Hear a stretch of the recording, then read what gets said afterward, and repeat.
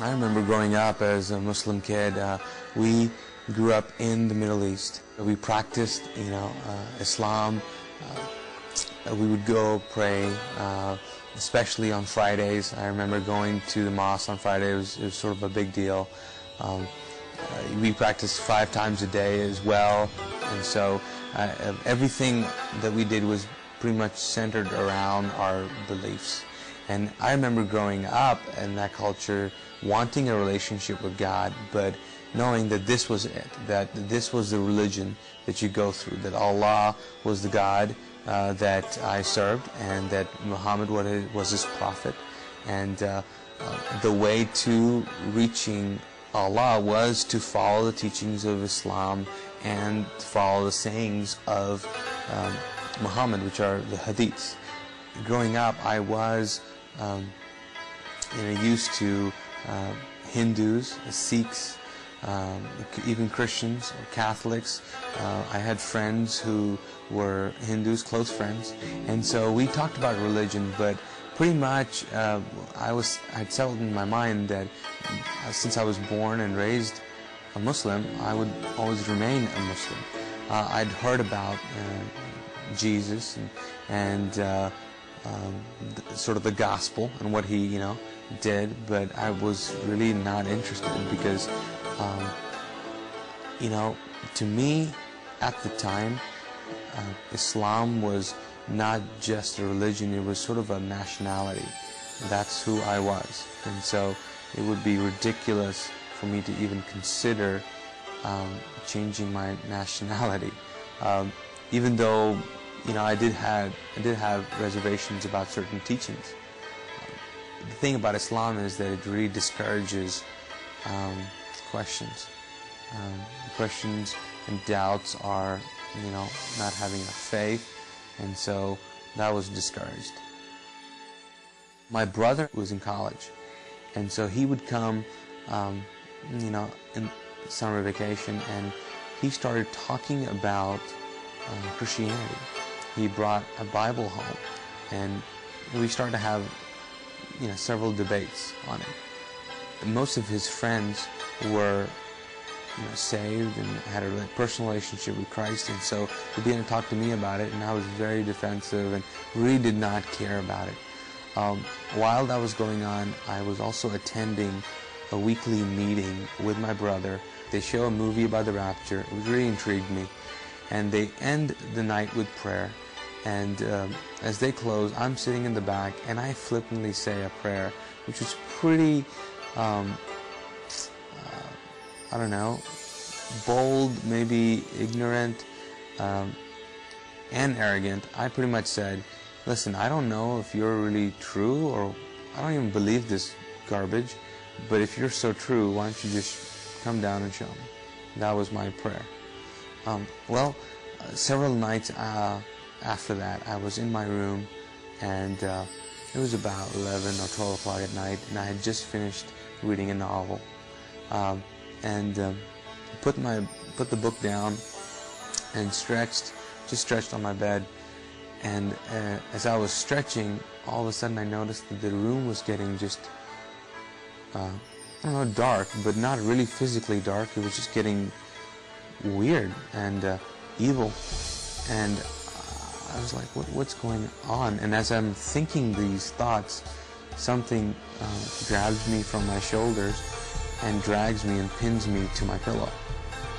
And at that point my body begins to react, and finally the door opens up, and I'm thinking it's my brother that's going to walk in and rescue me, but in walks this figure, which later on I found out was a demon, and as it walks to my bed, it sort of is communicating that it's going to kill me. And I'm convinced now that if it gets me, I'm dying that night.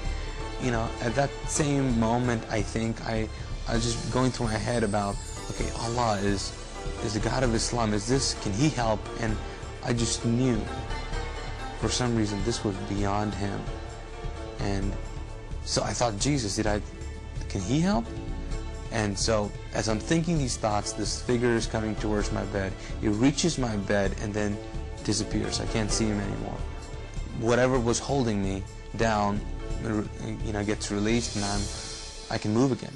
So I got up from my bed and ran out of the room, woke up my brother, Mahmoud, and asked him, told him what had happened, and he at first said, "Did you have a dream?" And I said, "No, this was real, this was real." I remember still saying, "Listen, my shoulders are hurting from whatever was holding me down here." And so he began to talk to me about the whole experience, and I was like, this is great, but I am terrified, so help me out here, what's going on?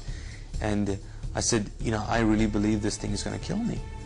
And he said, well, there's only one person that has authority over demons and angels. And I said, who? He said, it's Jesus. And I said, okay, I'm praying to him, and whatever, sign me out, pretty much. And so that night we prayed together, and my prayer was, I don't know who you are, Jesus. I don't know if I can call you Lord, but I need your help.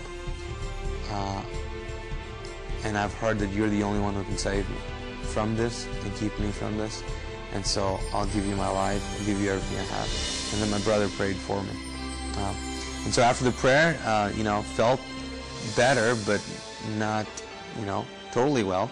And so he said, okay, well, we'll see you in the morning, And my thought was, move over because I'm sleeping with you tonight. And he said, no, why don't you go back in that room? And I said, are you crazy? I'm not going back in that room. And he said, no, you should go back. He said, you're going to trust Jesus, so go back in that room. So I go back to the room and I turn on all the lights, take this Bible that my brother gave me, and so I'm reading it. It's, he told me to read John, so I'm reading John, but all of a sudden my body begins to shake uncontrollably, and I'm going, oh no, here we go again. I'm just waiting to get pinned down again. And I just find myself sitting on my bed with my eyes open, staring into one corner of the room where it was just lit up with this glow of this presence. I believe it was the presence of Christ just introducing himself to me. And I remember just looking in the corner of that room, and it was amazing to me because there was so much peace. I think the best way to put it is that the peace was so aggressive that it just took over every thought, feeling, emotion that I was feeling at the time. And there was utter peace. I don't think I've ever felt like that since. Just an amazing amount of peace. And I remember just staring, and what it actually did as well is it put me to sleep. I just remember just looking at it, and I think I said cool or something like that, and I fell asleep. After that night, I didn't know what to do. I knew that I had just experienced Christ.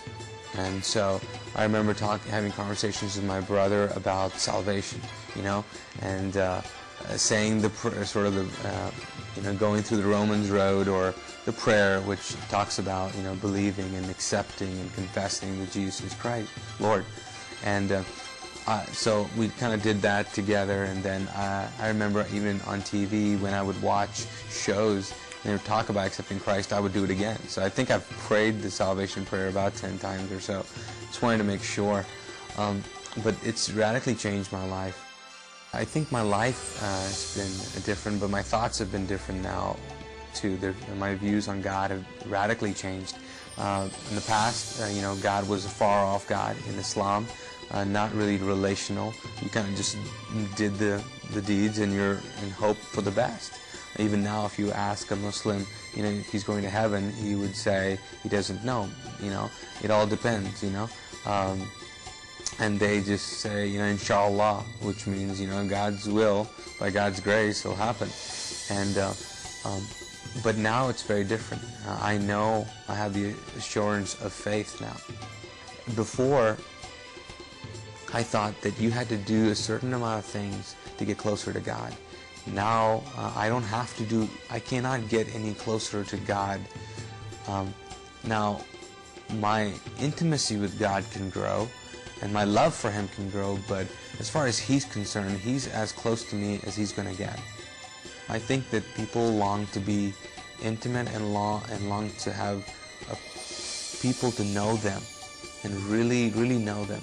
And it is amazing to see a God who really knows you and who can be so intimate with you and give you a purpose.